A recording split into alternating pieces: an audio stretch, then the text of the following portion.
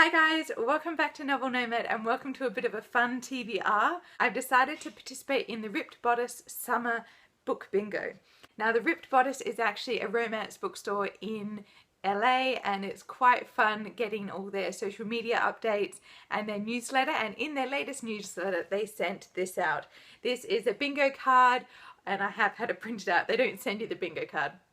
But this is a bingo card of all the different types of books. It's a summer read-along bingo and you just get to cross them off. Now I have got a few books from my shelves that I really want to read that match some of these criteria, so I will be going through them with you now. And then I'll be asking for a bit of help. I need some suggestions if you can to help out. Now I'm not going to do it strictly romance books. They didn't really specify it has to be a romance novel, but I am going to do as many books from my shelves, and many of these are going to be classics, so I'm really looking forward to it. And whilst it is winter here, I can dream of the sun and the summer that everyone is enjoying in the Northern Hemisphere.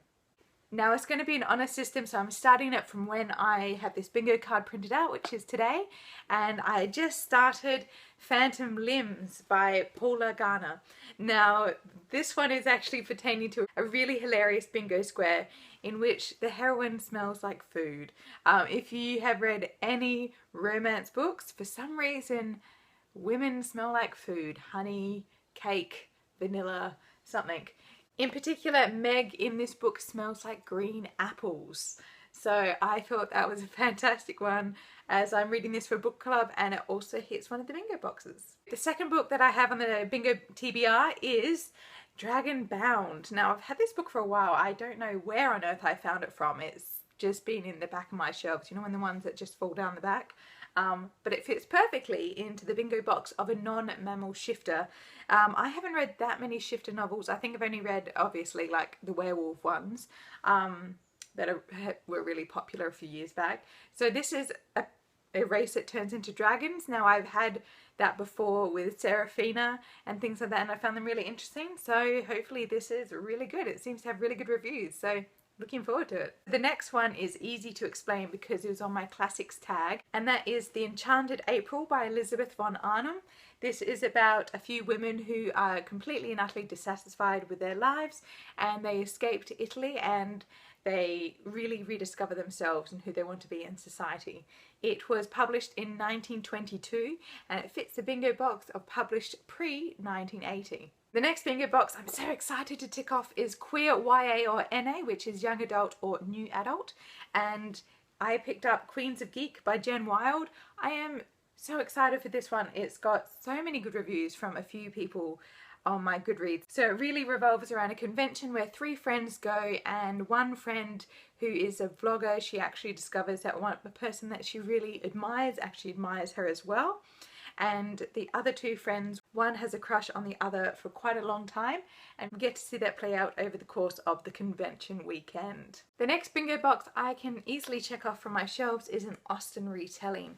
This one is First and Then by Emma Mills. It is a young adult. It's got an absolutely stunning cover, and it is based off Pride and Prejudice. So I've read a few Pride and Prejudice retellings, and obviously they're not as good as the original. I can't say I'm biased in that one, but some have surprised me in their originality in a way of where they've taken the story, and some to me just felt way too much like a carbon copy, but just in a modern setting. So interested to see where Emma Mills takes Pride and Prejudice. Last book on my bingo TBR, and it's going to tick the box, a beachy read that's set in a beach town. And I had to go straight to Victoria Perman. She actually writes books set in South Australia, and this one, well, a fictional South Australia, but technically it is based in South Australia, and this one is a historical fiction. It is called The Three Miss Allens, and it is set in Remarkable Bay, which is a summer destination or a summer holiday destination, especially in the 1920s and 30s. And the three Miss Allens head down to their summer house, and something happens within that time that completely changes the family history. And then over 80 years later, the great-granddaughter of one of the Miss Allens comes back, and they try to discover what happened in that summer holiday that caused the family to break apart. So as you can see, I have a bit of a really good mix from my shelf so far, but a few of the ones that I'll definitely be needing your help with, if you do have any suggestions, are the ones follows. Number 1, Viking. If any of you have a really good Viking recommendation, it doesn't have to be romance, fantasy, sci-fi, historical fiction, time traveler, anything with Vikings. I really don't have any Viking books, so please recommend. Number 2 is a book with an elaborate proposal scene. If you have any recommendations from a book that you know has an elaborate proposal scene, please let me know, because it seems like something that might be a spoiler alert, or it could be something that starts at the book, or something that starts at the beginning of the book. So if you have any recommendations for something that is a fairly elaborate proposal scene, let me know. A book where the hero has a pet that is not a cat or dog. I honestly don't know. If I haven't read the book, I'm not sure what pets they do or don't have, so any recommendations would be great. And lastly, I would love recommendations for one where the hero or heroine, mainly hero I think, is incredibly broken or has an incredibly traumatic experience. If you could give me any recommendations for those books, it would help me tick off all my bingo boxes.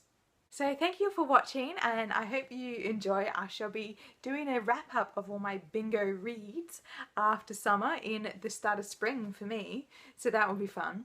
So I'll see you all next time, guys. Happy reading. Bye.